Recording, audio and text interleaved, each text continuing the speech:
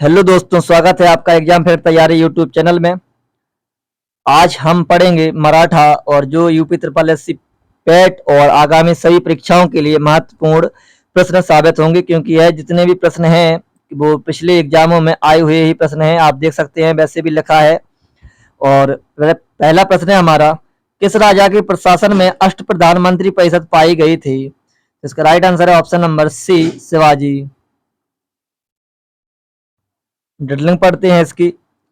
शासन में शिवाजी की सहायता के लिए 8 बड़े अधिकारियों अथवा मंत्रियों का एक समूह था, जिसे अष्टप्रधान के नाम से जाना जाता था। ये अष्टप्रधान निम्नलिखित थे: पेशवा अथवा प्रधानमंत्री, अमात्य अथवा मजूमदार, मंत्री अथवा बाकिया नवीस, सचिव अथवा शुरूनवीस, सुमंत अथवा दबीर, सेनापति अथवा सर-ए-नौबत, पंडित राव और न्यायाधीश।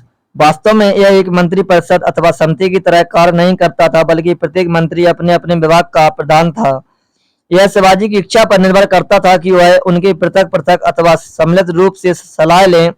उनकी सलाह को मानने के लिए शिवाजी बाध्य नहीं थे।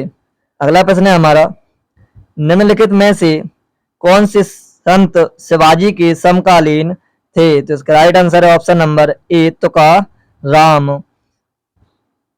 संत तुकाराम शिवाजी के समकालीन थे। शंकराचार्य संपूर्ण भारत और मत था अद्वैतवाद का।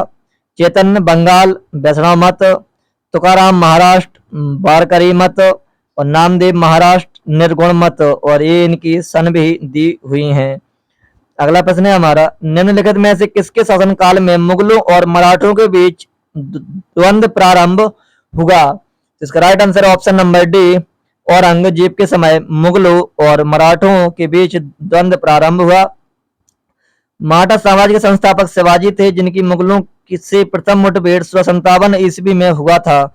उस समय दक्षिण का वायसराय औरंगजेब था। शिवाजी ने दक्षिण पश्चिमी भाग पर आक्रमण के साथ साथ पुन्नार पर हमला करके 3 लाख हूण लूट लिए। यह अभियान मुगलों से संधि तक चलता रहा।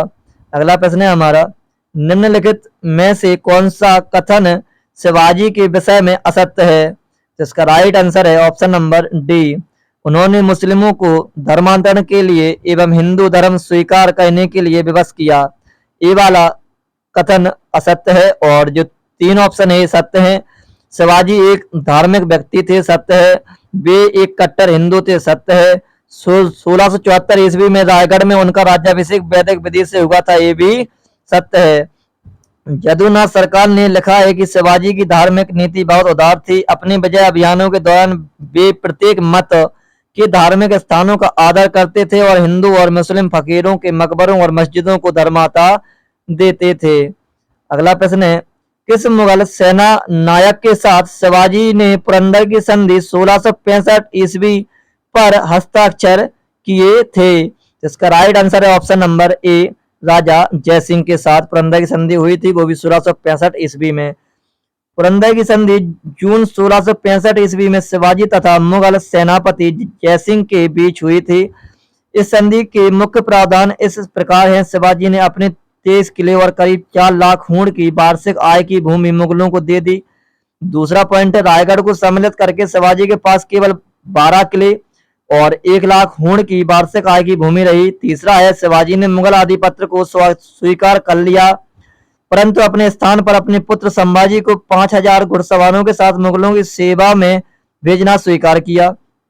चौथा पॉइंट है, शिवाजी ने बीजापुर के विरुद्ध मुगलों को सैनिक सहायता देने का वादा किया। बाद में एक शर्त इस संधि में और जोड़ी गई कि यदि कोंकण में 4 लाख हूण की वार्षिक आय की भूमि और बालाघाट जो बीजापुर के पास था कि 5 लाख हूण वार्षिक आय की भूमि उन्हें दे दी जाए, तो वह मुगलों को 13 वर्षों में 40 लाख हूण दे देंगे। इन प्रदेशों को शिवाजी को स्वयं जीतना था। अगला प्रश्न है हमारा, निम्नलिखित में से कौन एक अधिकारी शिवाजी के नागरिक प्रशासन में अष्टप्रधान के अंतर्गत नहीं था? जिसका राइट आंसर है ऑप्शन नंबर डी, कोतवाल।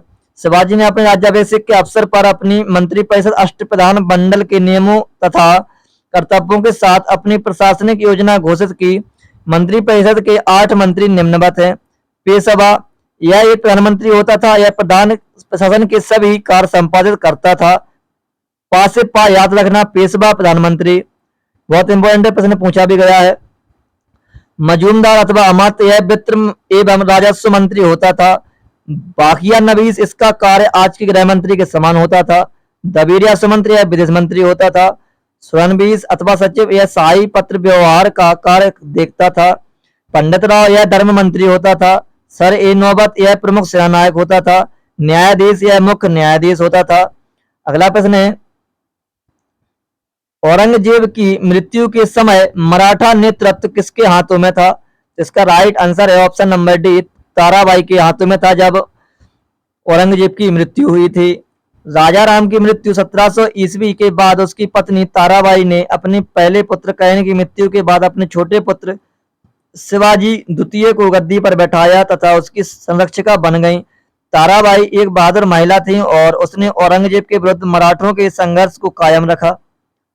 अगला प्रश्न है हमारा, शिवाजी ने निम्नलिखित उत्तराधिकारियों में से किसे औरंगजेब ने ईमानदार की उपाधि दी थी?